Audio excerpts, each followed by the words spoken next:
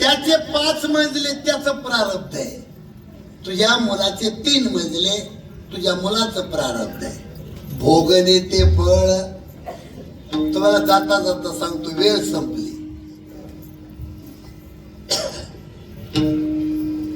सकाळी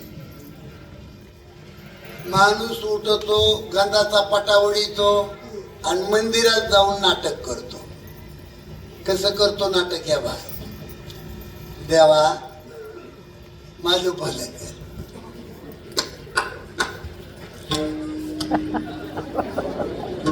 काही काही जिबीला चिमटी घेतात मंदिरात सकाळी, जिबीला चिमटी.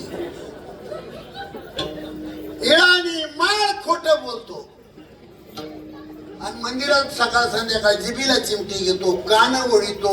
म्हणजे तुझ्या अवताराचा गडी आहे का देव? हे तुम्ही शहाणे व्हा थोडं.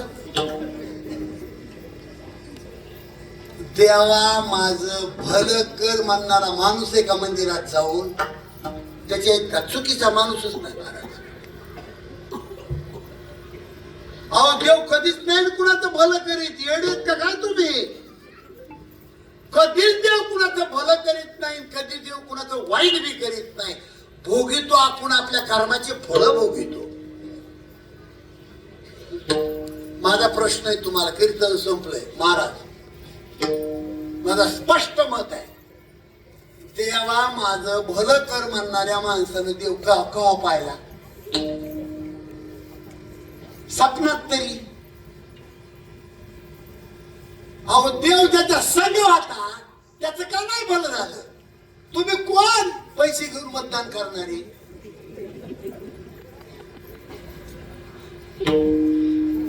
मला वाटतं मराठी कळत नाही का इकडं?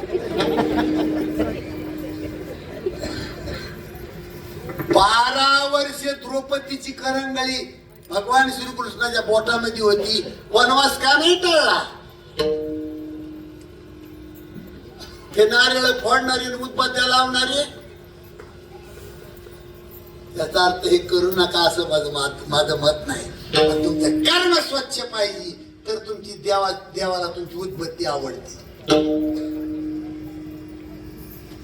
हे कृष्ण साह्य पांडवासी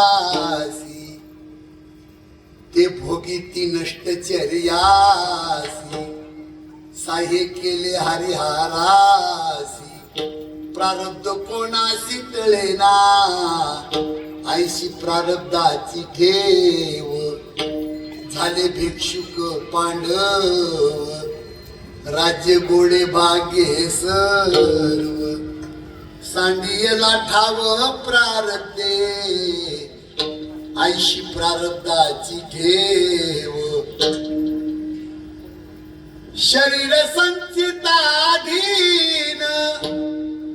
धर्मराजा हिंडे वनवन कर्मे बुडाला रावण हे दुर्योधना प्रारब्धे ऐशी प्रारब्धाची ठेव हरिचंद्र तारामती घोर वनांतर भोगीती नळ राजा पुरुषार्थी तयाच्या विपत्ती प्रारब्धे. नामदेव महाराजाचा अभंग इतका लांब आहे. मोठ्या मोठ्या लोकांची फजिती सांगितली. पावला पावलाला खोट बोलणाऱ्या माणसाला कसा देव भेटल महाराज?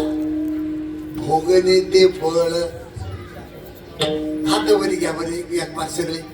आवटाळा निघेल, हात वरी घ्या. कोपऱ्यात लवू देऊ नका, आवटाळा म्हणजे आळच जाईल. फिरवा कॅमेरा आता.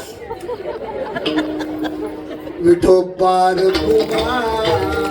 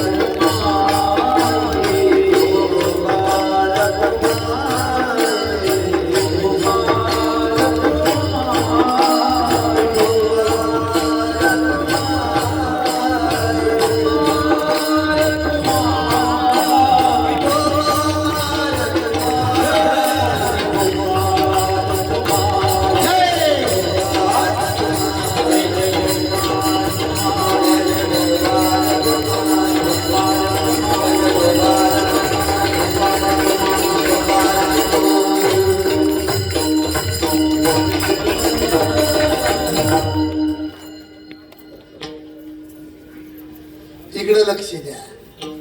कितीही घासून संसार करणारा माणूस असेल, कितीही घासून,